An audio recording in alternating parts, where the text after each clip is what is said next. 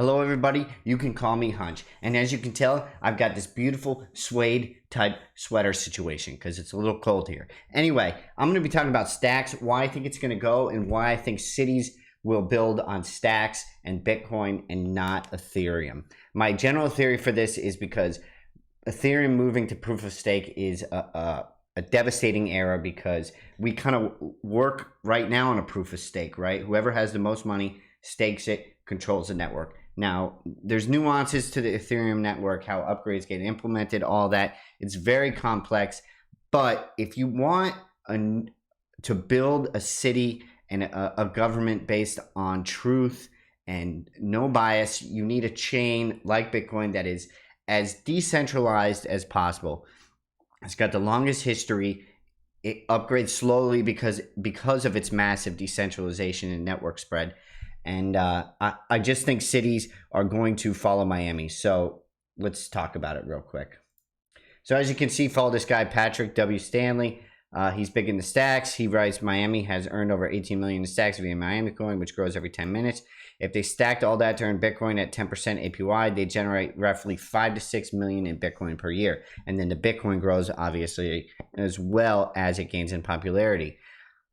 Now, this is a great way to fund development in the city, and you can do all sorts of things with that, fund schools or upgrades to, parks or even universal basic income for that city, kind of like Alaska does with their oil. They gave citizens money based on the oil commodity and production in that state. So you can do lots of cool things. I'm not saying I'm a big fan of universal basic income, but there's a lot of options you can do to help your citizens. Anyway, let's look at the chart. This is clearly clearly.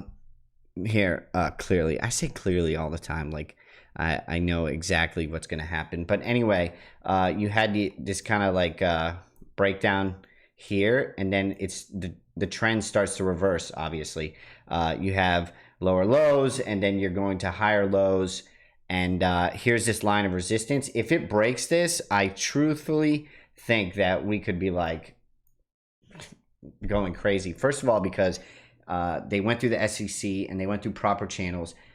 Second of all, because people want to generate passive income in Bitcoin, in something reliable and something they know that cannot be manipulated. Like for example, ETH, nobody knows the true supply. How much is being burned? Is it deflationary? Is it inflationary? What's the total supply? It's just too much for the average citizen to follow and check with a node. They just can't do it. And on top of that, I believe you need don't quote me on this, 32,000 to become a node.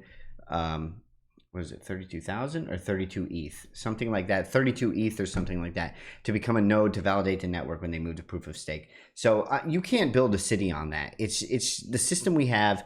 You need decentralization, and your citizens need to build trust. A lot of what we've seen over the last year and 2 years is a breakdown of trust between government and citizens. And the only way to regain that, in my personal opinion, is Bitcoin. So I think stacks is a beautiful complement to Bitcoin, obviously. I'm not a financial advisor. All this entails risk, but that's what I'm going with. I think it's going to fly.